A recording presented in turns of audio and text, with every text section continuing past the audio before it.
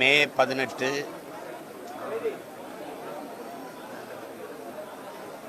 இனப்படுகொலை நாள்.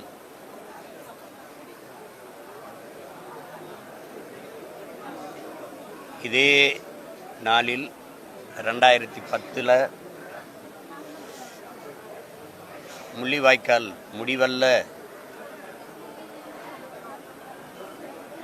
எவ்விடத்தே யாம் வீழ்ந்தோம் என்று எண்ணினீர்களோ அந்த இடத்திலே யாம் எழுந்தோம் என்பதை காட்டுவதற்காகவே நாங்கள்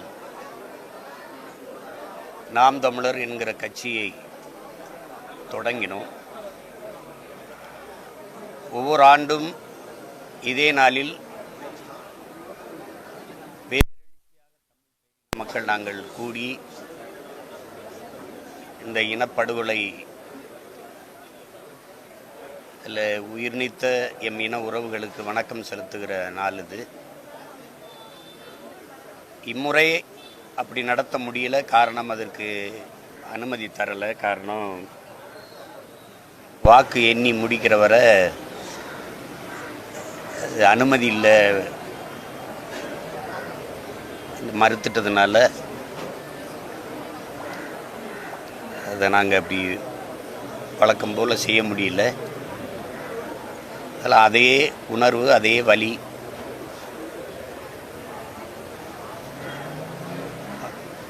சுமந்து நிற்கிற பிள்ளைகள்,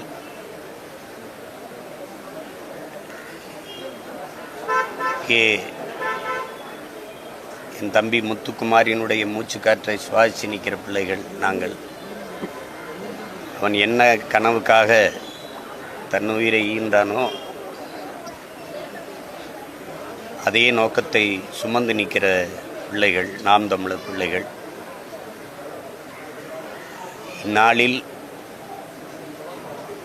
லட்சக்கணக்காக உயிர் நீத்த எம் இன சொந்தங்களுக்கு எங்களுடைய கண்ணீர் வணக்கத்தை செலுத்துகிறோம். போராடி உயிர் நீத்த நமது மாவீரர்களுக்கு நாங்கள் வீர வணக்கத்தை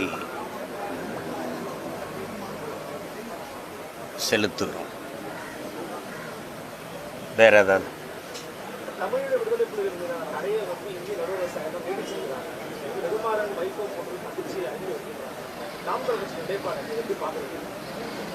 தடையே எனக்காக தான் போட்டிருக்கு. அது காரணம் சொல்லும் பாருங்க. 17 காரணம் என்னையே தான் சொல்லுது. அது தெரியுமா தெரியாது உங்களுக்கு? நீதிமன்றத்தில் போய் உச்ச நீதிமன்றத்தில் 37 காரணம் சொல்லுது. அதில் 17 காரணம் என்னையே தான் சொல்லுது. உண்மையிலே 17 காரணம் அண்ணனை தான் சொல்லுது. அவர் ஆதரித்து பேசிட்டு இருக்கிறாரு அப்படின்னு. நான் கூட சொன்னேன், நீங்கள் தடையை நீங்க, அதை ஆதரித்து பேசுகிறத நிறுத்திடுறேன் அப்படின்னு.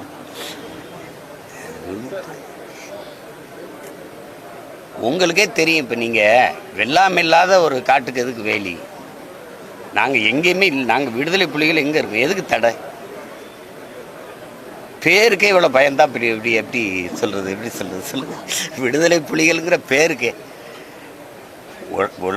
உலகத்துக்கே தெரியுது. நீங்கள் ஒழிச்சிட்டேன்றீங்க, அழிச்சிட்டேன்றீங்க எங்களை. இப்போ உங்களுக்கு தெரியும் 15 ஆண்டுகளாக எந்த இதுவுமே இல்லை. அப்புறம் எதுக்கு நீங்கள் போய் தடையை வச்சுக்கிட்டு?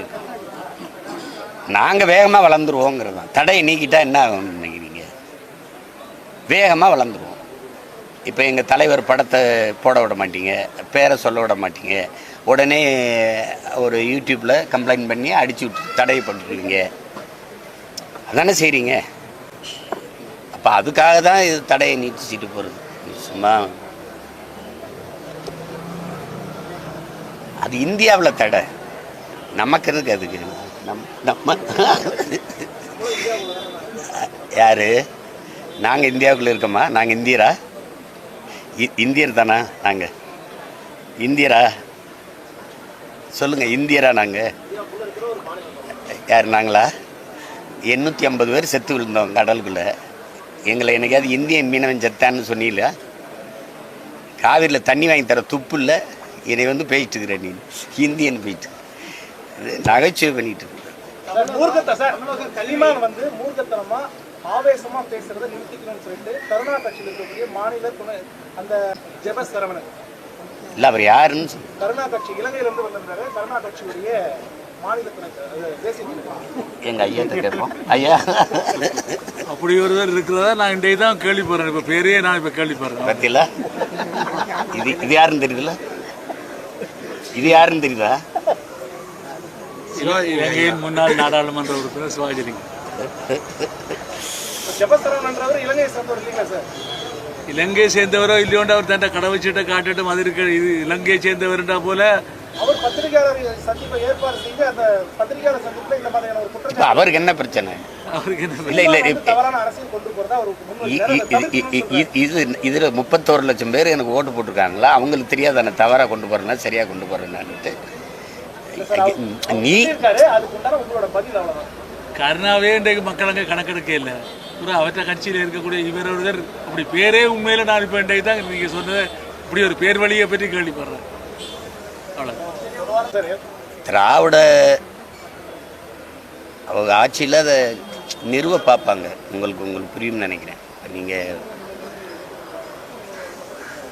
பல கோடி ரூபாயை போட்டு சமாதி கட்டுறது, பாடத்திட்டத்தில் கொண்டு வர்றது கொஞ்ச நாள் தான். அந்த பக்கங்களை கிழிச்சு தூர விசுறதுக்கு ரொம்ப நாள் ஆகுது. கொஞ்ச நாள் தான்.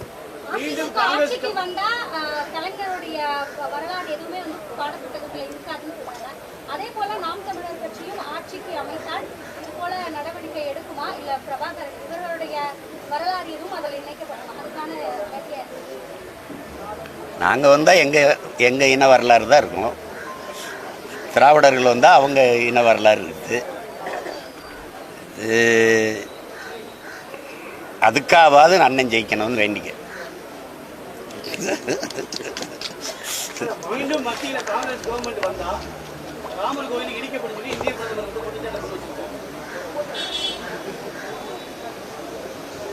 கோயில் அடிக்கிறது, மசூதி இடிக்கிறதெல்லாம் அது பிஜேபி வேலை தானே. அது பெருமை. அதெல்லாம் ஒரு வேலையா? கோயில் இடிக்கிறதெல்லாம் ஒரு வேலையா? அது அவர் எப்படி ஆரம்பிச்சிட்டார் பாரு. 10 ஆண்டு கால ஆட்சியில் ஒரு சாதனையை சொல்லி ஓட்டு கேட்க முடியல. கோயில் இடிச்சிருவாங்க, முஸ்லீம்களுக்கு எல்லாத்தையும் கொடுத்துருவாங்க, இது இப்படி தாலி அறுத்துருவாங்க. இப்படி இல்லாமல் பேசிட்டு இருக்குது பாரு. ஒரு தலைவருக்கான அழகே இல்லையே. எதையாவது பேசிட்டு அலையிறது. 10 ஆண்டு கால ஆட்சியில் இவ்வளவு நான் செஞ்சுருக்கேன், இவ்வளவு பண்ணியிருக்கேன், இந்த ஆட்சியின் சாதனை தொடர எனக்கு வாய்ப்பு தாங்கன்னு கேட்க முடியல அவங்களால. கோயில், சாமி, சாதி, மதம் இதே பேசிட்டு எத்தனை காலத்துக்கு ஓட்டுவீங்க சொல்லுங்க? கொடுமை.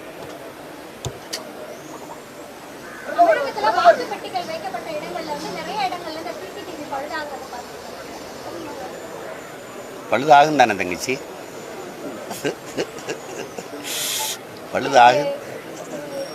பழுதாகும் தான்.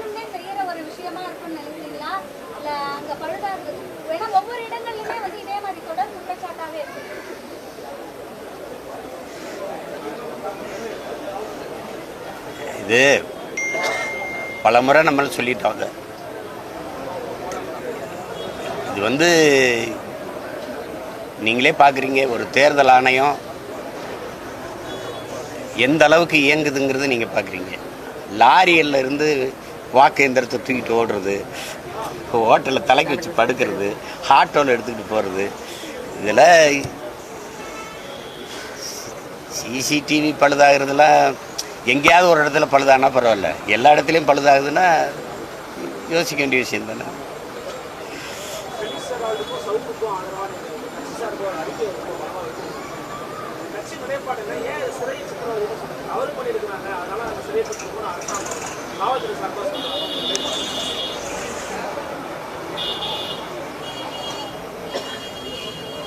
தம்பி சவுக்கு சங்கர் வந்து பேசுனது தவறு. இப்போ நான் உங்களுக்கு தனிப்பட்ட முறையில் நான் அதை விளக்க கடமைப்பட்டிருக்கேன். ஒரு பெண் வந்து என்னை பற்றி தவறாக 15 ஆண்டுகளாக பேசிட்டு இருக்கும்போது நீங்கள் எல்லா ஊடகவியலாளர்களும் அதை பற்றி கவலைப்படாமல் கொண்டாடிட்டு தான் இருந்தீங்க. எனக்கு ஒரு குடும்பம் இருக்குது, எனக்கு 2 பசங்க இருக்காங்க, எனக்கு மனைவி, எனக்கு அம்மா அப்பா மாமியார் எல்லாம் இருக்காங்க. அப்படிங்கிறதுலாம் யாருக்கும் நினைவில் இல்லை. ஆனால் ஏடிஜிபி அருண் அப்படின்னு நீங்கள் பார்க்குறீங்க, அவருக்கு 2 பெண் குழந்தைங்க இருக்காங்க, 2 பேருமே படிக்கிறாங்க கல்லூரியில். என் தங்கச்சிங்க. தன்னுடைய தந்தையை பற்றி நீங்கள் பேசுகிறத என் பிள்ளைங்க போய் எப்படி தன் தோழிகளை எதிர்கொள்வாங்க, எப்படி அதெல்லாம் யோசிக்கணும். சமூகத்தில் நீங்கள் எதையுமே யோசிக்காமல் எதையாவது பேசிவிட்டு போயிடுங்க. அப்படி பண்ணக்கூடாது. அது வந்து தம்பி சவுக்கு சங்கர் பெண் காவலர்களோட ஐயா ஏடிஜிபி அருண் அவர்களை இணைச்சி பேசுனதுங்கிறது தவறு. அதுக்கு இந்த கைது நடவடிக்கைங்கிறத நான் கண்டிக்கலை. குண்டாசு அளவுக்கு அது கஞ்சா வைக்கிறது, குண்டாசு போடுறது, இதெல்லாம் வந்து அதிகப்படியாக தெரியுது. இதெல்லாம் அரசினுடைய பழிவாங்க நடவடிக்கை. அதெல்லாம் தம்பி ஃபெலிக்ஸ் என்ன செஞ்சார் சார்? இப்போ நான் வந்து என் தலைவனை ஆதரித்து பேசுகிறேன் அப்படின்னா நான் தான் பொறுப்பேற்கணும் இல்லையா? இந்த ஊடகம் ஏதாவது பொறுப்பேற்குமா? இப்போ நீங்கள் இப்போ பிரபாகரன் வாழ்க அப்படின்னு நான் சொன்னேன், நான் தான் என்னையே தான் நீங்கள் பொறுப்பை கைது பண்ணணும். இந்த இதெல்லாம் நீங்கள் ஒளிபரப்பிட்டீங்க அப்படின்னா அப்படி ஃபெலிக்ஸை கைது பண்ணதுங்கிறது ரொம்ப தவறு. இப்போ நீங்கள் உங்களை விமர்சிக்கிறதுக்கு நீங்கள் கைது பண்ணுறீங்கள, என்னையே என்னுடைய குடும்பத்தை எங்கள் கட்சியை எங்களையெல்லாம் விமர்சிக்கிற அந்த வாடகை வாய்கள் இருக்குல்ல, திராவிட வாடகை வாய்கள், அவங்கள ஏதாவது நடவடிக்கை எடுத்துருக்கீங்களா? ஏதாவது எடுக்க பேர் சொல்ல விரும்பலை, உங்களுக்கு தெரியும் எந்தெந்த ஊடகம்னு. ஏன் அவங்களெல்லாம் நீங்கள் ஒன்றுமே செய்யறதில்லை? எவ்வளவு இழிவாக பேசுகிறாங்க. அதை கேட்குற என் குடும்பம் என்னாங்க, என்னை சுற்றி நிற்கிற என் குடும்பம் என்ன நினைப்பாங்க, இதெல்லாம் யோசிச்சு பார்க்கணும்ல. இப்போ நீங்கள் உங்களுக்குன்னா ஒன்று உடனே நடவடிக்கை எடுத்துருவீங்க. ஃபெலிக்ஸ் என்ன தவறு பண்ணாருன்னு சொல்லுங்கள். இப்போ நீங்கள் என்னை கேள்வி கேட்குறீங்க, நீங்கள் எப்படி குற்றவாளி ஆவீங்க சொல்லுங்கள். இது என்னோட கருத்துக்கு நான் தான் பொறுப்பேற்கணும் மொழிய, எதுக்கு நீ அவரை கேள்வி கேட்டா, எதுக்கு அவர் போட்டாயின்னு உடனே உங்களை குற்றவாளியாக இருக்குன்னா அப்படி. ஃபெலிக்ஸை கைது பண்ணது ரொம்ப பெரிய தவறு, ரொம்ப பெரிய தவறு. அது இவ்வளவுக்கு என் தம்பி நாங்கள் ஃப்ளைட் டிக்கெட் போட்டு தர்றோம்னு சொன்னோம். உங்களை நம்ப முடியுதா பற்றில? நாங்கள் ஃப்ளைட் டிக்கெட் போட்டு தர்றோம் டெல்லியிலேருந்து இங்கே வர்றதுக்கு. ஆமாம், இல்லை ட்ரெயினில் தான் கூட்டி வருவோம்னா அதெல்லாம் ஒரு இதெல்லாம் என்ன விட போய் சொல்லுங்க. வீட்டில் போய் என்ன சோதிக்கிறேன்? ஏண்டா மலையை வெட்டி விற்கிறான், மண்ணள்ளி விற்கிறேன், நீங்களே இருக்கீங்க. சாராயம் விற்றுக்கிட்டு கஞ்சா விற்றுக்கிட்டு இருக்கிறவங்க நீங்களே கவர்மெண்ட் நடந்துக்கிட்டு இருக்கிறீங்க. நீங்கள் என்ன பண்ணா நான் வீட்டில் போய் சோதிக்கிறேன். நீ கொடுமை, இதெல்லாம் ரொம்ப கொடுமை, இதெல்லாம் ரொம்ப கொடுமை. இதுக்காவது இவங்களை ஒழிக்கணும்.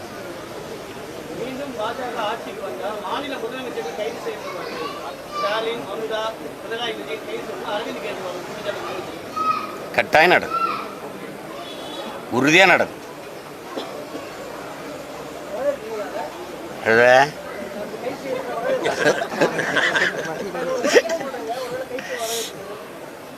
செய்வாங்க. இந்த கொடுமையெல்லாம் நடக்கும், எதிர்த்து போராடணும். வேற என்ன செய்ய முடியும் சொல்லுங்கள்? என்ன பண்ணிட்டார் கெஜ்ரிவால்? அதானின்னு ஒன்றும் கிடையாது. அதானிக்கு பூரா முதலீடு வந்து மோடியோட காசு தான் அப்படின்னு பேசிட்டார். அதானே வேற ஏதாவது காரணம் இருக்கா? அப்புறம் ஜார்க்கண்ட் முதலமைச்சர் எதுக்கு கைது பண்ணீங்க? இது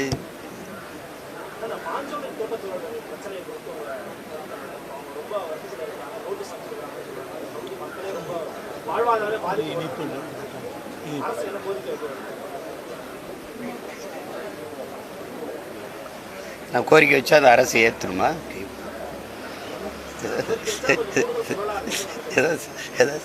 எந்த கோரிக்கையை நான் வச்சு கேட்டிருக்குது? அவர் ஒரு பாவம், அவருக்கு என்ன நடக்குன்னே தெரிய மாட்டேங்குது. அவரை போய் நம்ம இது பண்ணி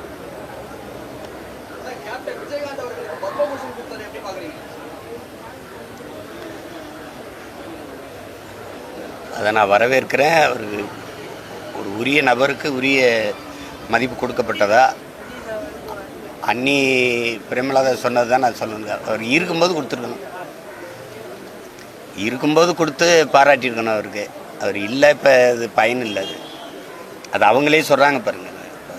அந்த பெருமை அவருக்கு சேரலையே, அவருக்கு போய் சேரலையே. இப்போ அதுக்கு தகுதியான நபர் தான் பத்மபூஷன். அது பெறுறதுக்கான தகுதியான நபர் தான் அவர். நீங்கள் கட்சி தலைவர், ஒரு நடிகர், அதெல்லாம் விடுங்க, நல்ல மனிதன்.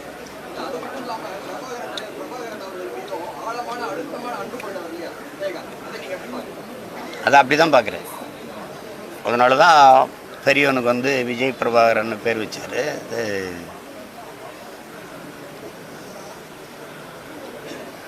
கேப்டன் பிரபாகரன் படம் எடுத்ததுக்கு எங்கள் அண்ணன் செல்வமணி சொல்லியிருக்காரு பாருங்க, தலைவரை பற்றி பேரில் எடுக்கிறோம், கவனமாக எடு செல்வமணி அப்படின்னு சொன்னார்னு சொல்லியிருக்காரு பாருங்க. அதை நான் ரொம்ப பெரிதாக மதிக்கிறேன், நேசிக்கிறேன். தமிழ்நாட்டில் மின்சாரம் எப்படி இது தெரிஞ்சது தானே. இது இப்படி ஒரு கேள்வி. தேர்தல் வரைக்கும் அண்ணன் பேசியிருக்கேன். தேர்தல் வரைக்கும் சரியாக கொடுப்பாங்க, வாக்குப்பதிவு முடிஞ்சதுலேருந்து துண்டிச்சிருவாங்க. இதே இப்போ எங்கள் வீட்டிலலாம் எப்படின்னா அடிக்கடி போய் வருது. என்னன்னு தெரியல. கரண்ட்லாம் இப்படி தான் இருக்கும் போருக்கு அப்படின்ற மாதிரி அது ஏதோ ஒன்று நடக்குது. நீங்களே பாருங்கள், இவ்வளோ காலம் ஆட்சி நடந்திருக்குது. ஒரு தடையற்ற மின்சாரம் தர்றதுக்கு இவங்களால் எந்த முயற்சியாவது இருக்குது தப்பு. நகரத்திலே, தலைநகரிலே எப்படி இருக்குன்னா, சிற்றூர்களில் எங்கள் அம்மா அப்பாவெல்லாம் யோசிச்சுப்பாரு, சிற்றூர்களில் யோசிச்சுப்பாரு. ரொம்ப கொடுமை, ரொம்ப கொடுமை.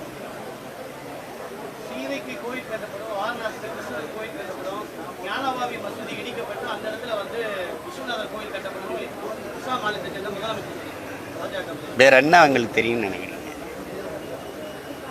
இடிக்கிறது, கோவில் கட்டுறது, இதை தவிர வேற என்ன தெரியும்? ஒண்ணுதான் தம்பி, சாதி, மதம், கடவுள் இதை சிந்திக்கிறவன் வந்து மக்களை பற்றி சிந்திக்க மாட்டான். மக்களை பற்றி சிந்திக்கிறவன் சாதி, மதம், கடவுள் அதை பற்றி சிந்திக்கிற நேரம் இருக்காது. இப்போ புரியுதா? இதை பிஜேபிக்கு வேற என்ன தெரியும்னு நினைக்கிறேன். பல முறை சொல்லிட்டேன், பசுமாடு, பாகிஸ்தான் பக்கத்து நாடு, ஜெய் ஸ்ரீராம், பாரத மாதாவுக்கு ஜெய். இதை தவிர வேற ஏதாவது கோட்பாடு இருக்கா பாரு.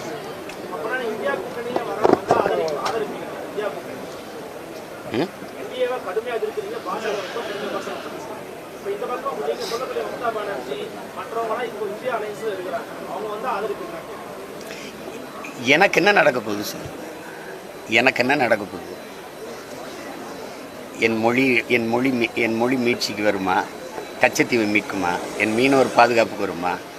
ஏதாவது எனக்கு ஏதாவதுக்கு வருமா? காவிரி நதிநீர் உரிமைக்கு பேசுமா? இல்லை காங்கிரஸ் வந்தால் பேசுமா? இல்லை பிஜேபி வந்தால் பேசுமா?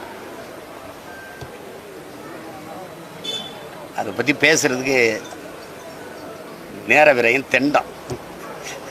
சினிமாவில் வந்து ஜாதி வந்துருச்சு, மாரஞ்சித், வெற்றிமாறன், மாரித்தலைவர் போன்றவர்களால சாதி வந்து அதிகமாக பேசப்படுது, வன்முறைகள் வந்து நடக்குது அப்படின்னு சொல்றாங்க. குறிப்பாக வெற்றிமாறனுக்கு வந்து படமே எடுக்கிறது இல்லை அப்படிங்கிற மாதிரி ஒரு கருத்து வந்து சிலர் பதிவுக்கு வராங்க. இதுக்கு உங்களுடைய இந்தியாவிலே தலை சிறந்த இயக்குனர்னா என் தம்பி வெற்றிமாறன் தான். அவனுக்கு படம் எடுக்க தெரியலனா அப்புறம் எவனுக்கு படம் எடுக்க, யாருக்கு படம் எடுக்க? எனக்கு தெரிந்து நான் ஒரு திரைக்கலைஞனா சொல்கிறேன், என் தம்பி மாதிரி சிறந்த இயக்குனரே கிடையாது. அவன் ஆக சிறந்த இயக்குனர். அது போய் இப்போ ஏதாவது பேச்சுருக்காது. இருக்கா இல்லையா? சாதி எதோ நாங்களே கண்டுபிடிச்சி, நாங்கள் அண்ணன் தம்பியெல்லாம் கண்டுபிடிச்சி கொண்டு வந்து இறக்கி விட்ட மாதிரி போயிட்டு இருக்கிறீங்க.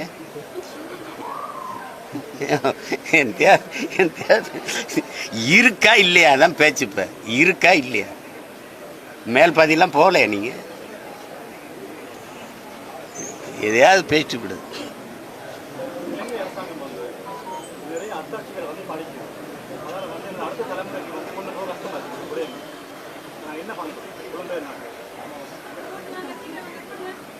பகுதி நேரமாக வகுப்புகள் எடுக்கணும். அதை பல முறை நான் வலியுறுத்தியிருக்கேன். பகுதி நேரமாக விடுமுறை நாட்களில் பிள்ளைகளை கூட்டி வச்சு பேசணும். நம்ம ஏன் இங்கே வந்திருக்கோம்னு சொல்லணும், நம்ம இனம் எதுன்னு சொல்லணும், நம்ம தலைமை யாருன்னு சொல்லணும், நம்ம மொழி என்னன்னு சொல்லணும், நம்ம வரலாறு என்னன்னு சொல்லணும். அது செய்யும்போது அது நடந்துட்டு தான் இருக்கு. நீங்கள் நினைக்கிற மாதிரிலாம் படகு தான் அழிஞ்சிறது. பயப்படாதீங்க, அப்படிலாம் விட்டுற மாட்டோம்ல.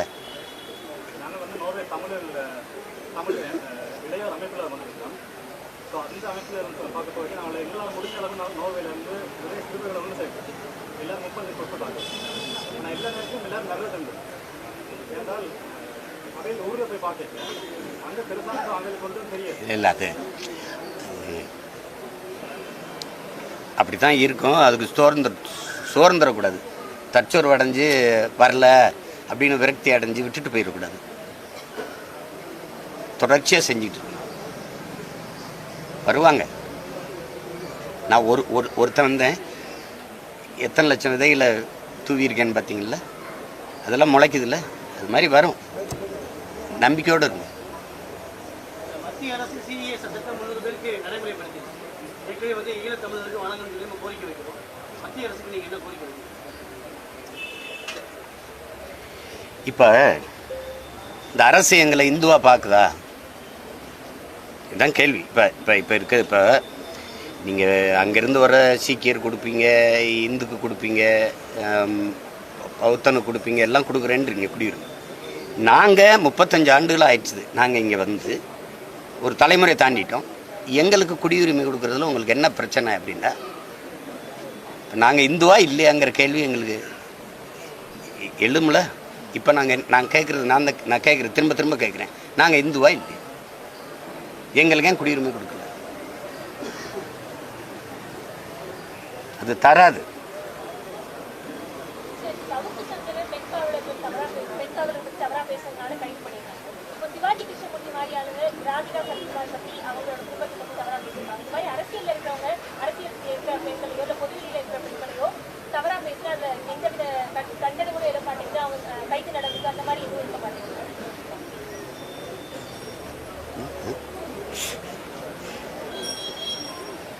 அவங்க ஆட்சி, அவங்க பேசுகிறாங்க.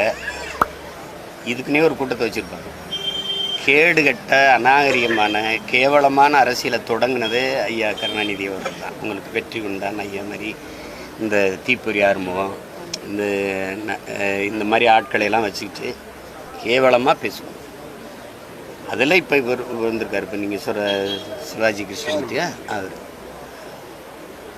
அதை தான் அன்னைக்கு முதல்ல கேள்வியாக எழுப்பினேன். இதெல்லாம் நான் எடுக்க மாட்டேங்க, ஃபெலிக்ஸை போய் கைது பண்ணி போட்டிருக்கீங்க அப்படின்னு. அது உண்மையிலேயே ஃபெலிக்ஸ் நாகரிகமான ஊடகவியலாளர். அவர் ரொம்ப கருத்தாக எடுத்து வைப்பார் ஒழிய கேவலமாலாம் தர்க்கம் செய்ய மாட்டார், பேச மாட்டார். அவரை கைது பண்ணதெல்லாம் வந்து கொடுமையிலும் கொடுமைன்னு தான் நான் சொல்கிறேன். அது மாதிரி இப்போ இந்த அவரை கட்சி விட்டு நீக்குவாங்க, அப்புறம் சேர்ப்பாங்க, கட்சி விட்டு நீக்குவாங்க, சேர்ப்பாங்க. அதெல்லாம் என்னவே பண்ண முடியும். கோவை சிறையில் கொல்லப்படுகிற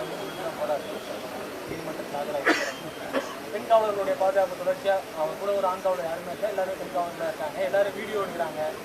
அந்த மாதிரியான காட்சிகளை கூட வெளியிடலாம். அவனை அவமதிக்கணும்னு நினைக்கிறாங்க. கால் மேலே கால் போட்டு உட்கார்றது பார்க்குறீங்கல்ல. வெளியில் வந்து பேசாத, ஆய் மூடிட்டு இரு அப்படின்னு சொல்லணும். அதுக்கு என்னென்ன செய்யணுமோ அவ்வளோவே செய்வாங்க. நான் அனுபவிக்காத சிறையா? சிறைக்குள்ளே எனக்கு தனி சிறை பார்த்துருக்கீங்களா நீங்கள்? ஜெயிலுக்குள்ளே எனக்கு தனியாக ஜெயில், என்னை யாரும் சந்திக்கக்கூடாது. அப்படி ஓராண்டு இருந்த வேணாம். இப்போ எவ்வளோ வலியும் வன்மமும் இருக்குன்னு பார்த்துக்க. திமுக அரசு 3 வருஷம் முடிஞ்சு 4வது ஆண்டுல அடி எடுத்துருக்கு. எப்படி பார்க்கணும்? அடி எடுத்து வைக்குதா? அடி எடுத்து எல்லாம் பட்டியல் போடுறாங்க, எல்லா சாதனைகளும் பட்டியல் போட்டு ஒரு காணொலி காட்சியை வெளியிட்டிருக்காரு. செயல் செயல் செயல் அப்படிங்கிறதா நான் அப்படி அவர் பேசுறேன். இது காரணம் என்ன தெரியுமா? வெறும் செய்தி அரசியல் தான், சேவை அரசியலோ செயல் அரசியலோ இல்லைன்னு நான் சொல்லிட்டேனா. அதுக்கு செயல் செயல் செயல் என்ன செயல்? எங்களுக்கு ஒரு தாத்தா இருந்தான், காமராஜ்னு பேர்.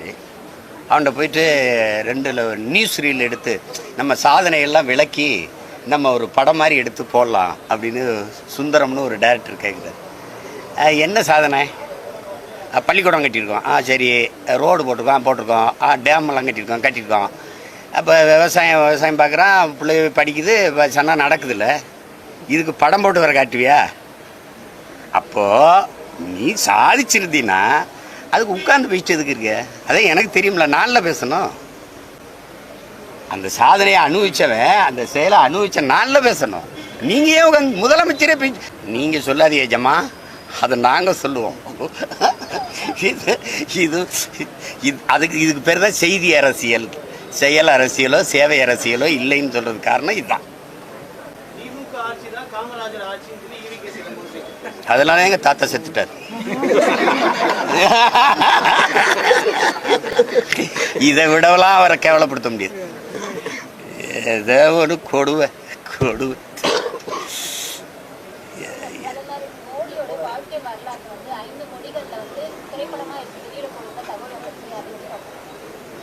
நான் அந்த படத்தை பார்க்க போகிறதில்ல, என் பிள்ளைகளை யாரும் பார்க்க போகிறதில்ல. எங்களுக்கு ஒன்றும் புரியவும் புரியாது.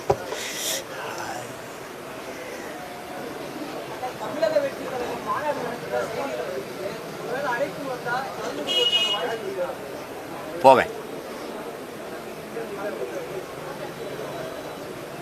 போய் பங்கேற்பேன்.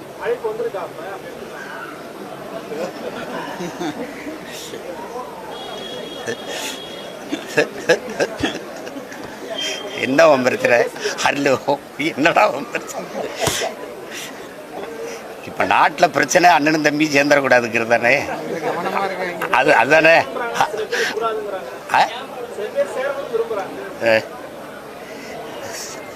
சேரணும்னு விரும்புகிறாங்களா?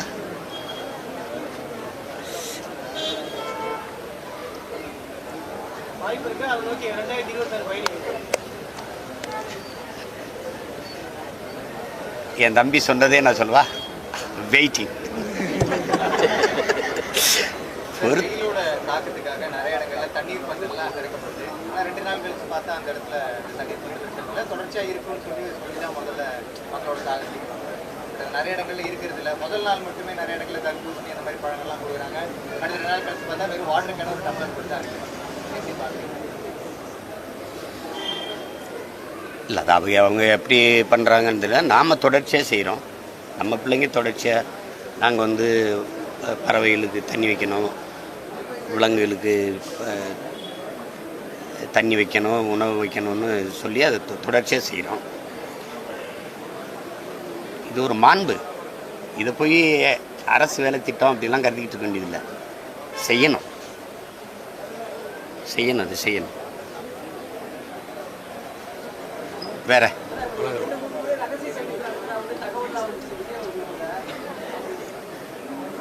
நாங்கள் என்ன கள்ளக்காதலர்கள் மாதிரி அண்ணனும் தம்பியும் சந்திக்கிறதுல என்னங்க ரகசியம் வேண்டி கிடக்குது? சந்திச்சா சந்திப்போம், இதில் என்ன இருக்குது? அவர் படப்பிடிப்பில் இருக்காரு, கொஞ்சம் வேலையாக இருக்காரு, சந்திப்போம். அண்ணாமலையோட பயோபிக்ல விஷால் நடிக்கிறாரா? கேள்விப்பட்டீங்களா?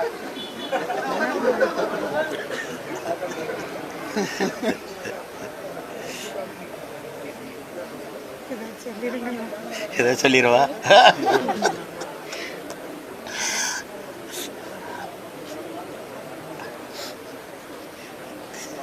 ஏதோ நடக்கட்டும்.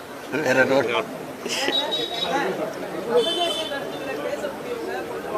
வாழ்ந்தாலோ அல்லது ஒரு இஸ்லாம் ஒரு மாதிரி திரைப்படம் போட்டாலோ கடுமையான விமர்சனத்துக்கு உள்ளாகிறாங்க. என்ன காரணம்?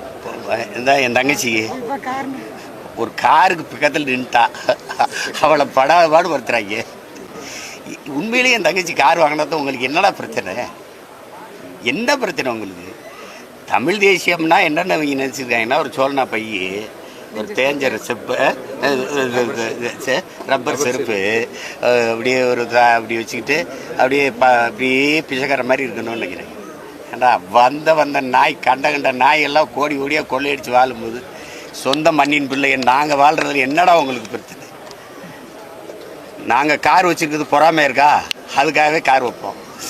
நாங்கள் நல்லா சட்டை போடுறது சீமான் பாருங்க, சட்டை பிராண்டா போடுறாரு, அதுக்காகவே போடுறேன்டா, அதுக்காக என்ன தேவை ஒன்று பேசிட்டு அலையிறது பைத்தியக்காரங்க. தென் மாவட்டங்களில் ஜாதிய பிரச்சனை நடக்குது, அது எப்படி சரி பண்ணலாம்?